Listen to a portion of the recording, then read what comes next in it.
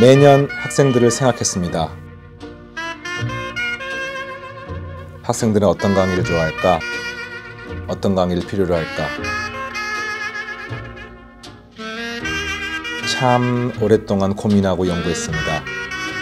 이과 수학답게 집중해서 밀도 있게 가르치면 되는 건데 반드시 성적 올려주는 가장 수학다운 강의 2020 수능특강 미적분2 차현우.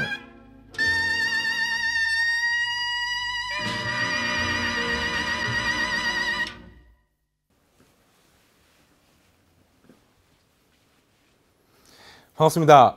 2020 수능특강 수학 가형을 맡게 된 차현우라고 합니다. 자, 여러분과 수능특강이라는 2020년 수능을 위한 가장 중요한 강좌를 통해서 만났습니다. 여러분들 수능특강이라는 강좌가 어떤 교재인지 다 알고 있을 거라 생각합니다.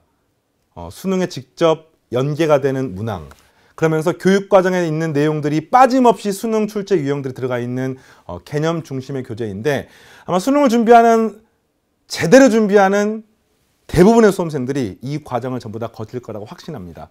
그래서 이 강좌를 맡게 된 선생님도 마음이 굉장히 무거우면서 뿌듯하면서 굉장히 기대가 되거든요.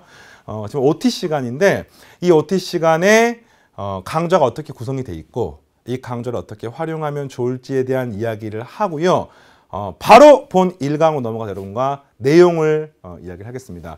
선생님 이번에 맡게 된 강좌가 두 개입니다. 미적분2하고 기하와 벡터인데 뭐 다름 아닌 이 두 강좌가 이과 수학의 승부처가 되는 과목들이죠. 그래서 미적분2와 기하와 벡터를 어떻게 정복하느냐가 이과 수학에서 상위권으로 도약하느냐 그렇지 못하냐의 어떤 승부처가 되는 그런 부분이 되겠습니다.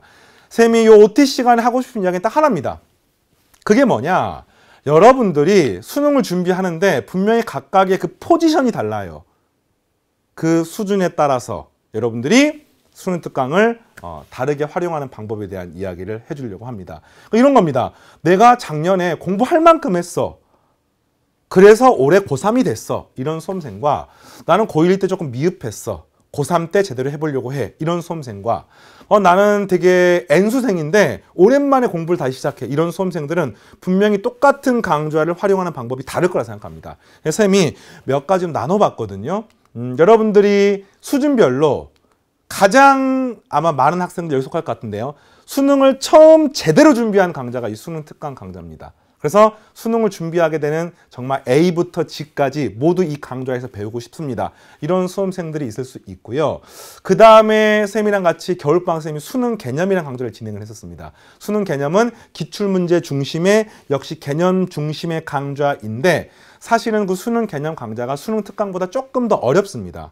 물론 기초적인 내용들은 쉽지만 수능의 최고난도 킬러 문항까지 다뤘기 때문에 난이도가 조금 있는데 그거를 공부를 이미 했던 다시 말하면 반가운 수험생들 그리고 또는요 쌤이랑 뭐 인터넷 강의로 처음 만나긴 하지만 또는 쌤이랑 뭐 아예 인강이 처음인 학생들 그런 학생들 근데 모의고사나 학교 내신 시험에서 어느 정도 이상 뭐 1등급이거나 2등급 그 이상의 성적을 받아서 수학 좀 한다는 수험생들 그런데 수능특강의 문항들 중에 해결이 안 되는 게 있어. 이런 학생들이 강의를 활용하는 방법이 차이가 있는데 그 이야기를 먼저 하고 첫 번째로 진짜 수능을 처음으로 제대로 준비하는 수험생이다. 정말 9등각으로 시작하겠다. 이런 수험생들은요. 수능특강이 보면은 개념 파트가 있고 문제 파트가 있습니다. 이거를 빠짐없이 모두 다 학습하시기 바라고요. 특히나 개념 파트 중에서 일부 증명이 필요하거나 또는 고1, 2 과정에 아주 센 기초가 부족한 느낌이 드는 수험생들은 해당 단원별로 그 강좌들을 같이 병행하시면 좋겠습니다. 다만 이제 걱정이 되는 게 뭐냐면 이런 수험생들은 강좌를 다 들으려고 하니까 뭐 미적분2 확통 기백하면 100강이잖아. 이걸 다 들으려고 하면은 너무 시간이 많이 걸리는 거야. 그러면 어느덧 1학기가 끝나고 2학기가 다가오고 이러면서 사실 좀 늘어질 수가 있기 때문에 이런 학생들은 주의를 요합니다. 좀 이따가 말하겠지만 시간을 딱 정해놓고요. 그 시간 내에 죽이 되건 밥이 되건 뭐가 되건 완벽하게 끝낼 각오로 덤벼드시고요. 혹시나 완벽함이 부족하다고 하더라도 진도는 절대 밀리지 않게 공부를 하셔야 됩니다. 알겠죠? 자, 그 다음에 쌤이랑 미리 한 번쯤 공부를 했던 꼭 또는 쌤이랑 수능 개념이 아니더라도 다른 선생님들의 인터넷 강의를 진행을 해서 개념 부분이 마무리가 된 수험생들은요. 복습을 꼭 해주셔야 됩니다. 왜냐하면 짧은 시간에 배운 만큼 짧은 시간 동안에 또 잊어버리기 때문에 복습 꼭 하시고 그러면서 수능 EBS 홈페이지 보면 문항별 검색 서비스가 있습니다. 수능 특강 교재 보면은 문항 코드가 몇몇 다시 몇몇 적혀 있는데 그중에서 내가 문제를 스스로 미리 풀어보시고요. 전문항 미리 풀어보시고요. 모르는 문항들 중심으로 그 문항들을 찾아가지고 강의를 들으시면 되겠습니다. 사실은 쌤은 이 방법을 더 추천해주고 싶어요. 왜냐하면은 전 강의를 듣는 게 필요한 학생들이 물론 있지만 여러분이 어느 정도 문제가 해결이 되면은 결국 이과 수학에서 승부처는요. 내가 스스로 그 문제를 풀 수 있냐 없냐에서 갈리거든요. 근데 스스로 문제를 풀어보는 경험이 굉장히 소중하기 때문에 이런 방법을 통해서 문제를 미리 풀어보시고 그중에 해결이 안 되는 문항 중심으로 강의를 듣는 것도 굉장히 좋은 방법입니다. 알겠죠? 자, 그리고 기본기가 충분하다. 내가 수능 특강의 고난도 문제만 듣고 싶다는 학생들은 적극적으로 문항별 검색을 활용하시고 이런 수험생들은 수능 특강 이외에 수능에 연계가 안 되더라도 고3용으로 개발된 수능 교재들이 EBS에 굉장히 많거든요. 쌤이 작년 같은 경우에 수능 기출 플러스 강의도 진행했었고요.